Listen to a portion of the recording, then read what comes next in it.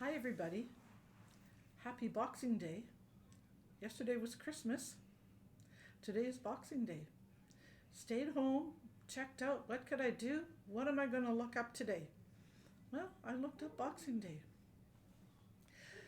We had St. Lucy yesterday, as we know, who was a wealthy lady feeding the poor and got into trouble for that. St. Nicholas, Santa Claus, we know about him. He likes to give out gifts to people. He likes to do it in private, secret, at night. Long time ago, he would throw the presents down the chimney. He would leave coins in people's shoes by the door. But he liked to do that in private. He liked to be anonymous. So he always came at night. Never really saw him. He particularly liked children. He liked giving gifts to children. So now we come to Boxing Day, which I find out is also known as St. Stephen's Day, the feast of St. Stephen. So I've made a few notes. I might flick back and forth here to get everything straight, but he also was a wealthy man, and he wanted to distribute money more equitably to widows and orphans. He wanted to have charitable aid to the poor. He got into trouble for that too. Over time, these people get into trouble. The wealthy people that want to share money with the poor people, they can get into very desperate trouble. So we hear about St. Stephen in our Christmas hymn, Good King Wenceslas.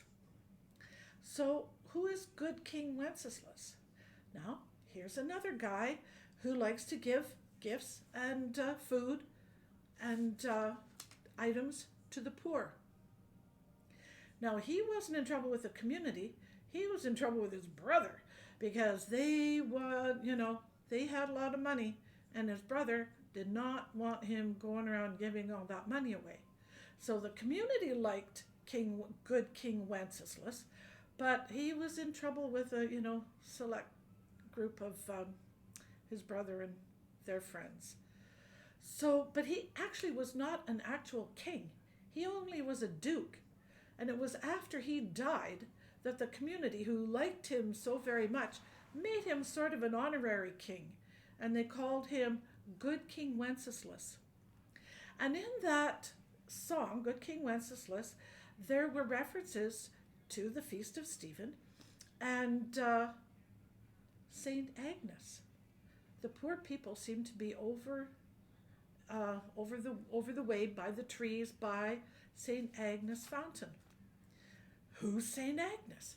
Well, St. Agnes, again, she was very, very young, and she had claimed that she does not want to get married. She had lots of money, and she turned back all the suitors. Everybody wanted to come and marry her because she had a lot of money, and she said, nay, nay, nay, not that. I'm not getting married. I'm sharing my wealth with the poor. Well, that went over like a lead balloon. So now we have St. Agnes. When I was looking in my Google search, I saw all these churches. Didn't see any Church of St. Nicholas churches. Didn't see any St. Agnes churches or St. Lucy churches. But there are quite a few churches called St. Stephen's. And when I saw they always had a gingerbread. Lots of them have events at their church for making gingerbread houses, gingerbread men, gingerbread celebrations.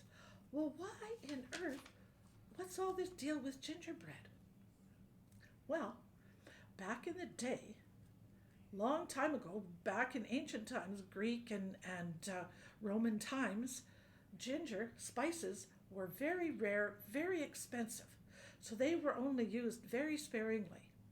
And up till Christian times, spices were only used at Christmas and at Easter. Period. So the monks at the monastery, they had the oven, community ovens. Not every house had an oven like we go in the kitchen and have an oven. They had community ovens so that the people in the community came periodically, I think once a week or so, over to the monastery, and the monks would have that stove, that oven warmed up, and they would bake their baking for the week. But at Christmas, and I suppose at Easter, but at Christmas time for sure, the monks, in order to reinforce the wonderful gifts that the wise men brought for baby Jesus when he was born, they took this very special spice, ginger, and they made gingerbread. And they handed it out to the community at Christmas time, probably Boxing Day, after Christmas, to reinforce and to help people learn and remember about Jesus and the birth of Jesus. And yeah, kind of a fun story how we get all of these things passing down through history and Christmas, of course, is a Christian holiday, so there's lots of church references in some of our traditions that we may or may not recognize do date back to a Christian tradition, even though there's lots of gingerbread cookies being decorated, lots of gingerbread houses being made. I don't know if we all realize the background of the gingerbread and how it came to be associated with Christmas. Anyway, that was a little bit of fun that I had today, learning about Boxing Day, the day that the servants were able to open their gifts. That's Victorian times in English history. But also the Feast of St. Stephen.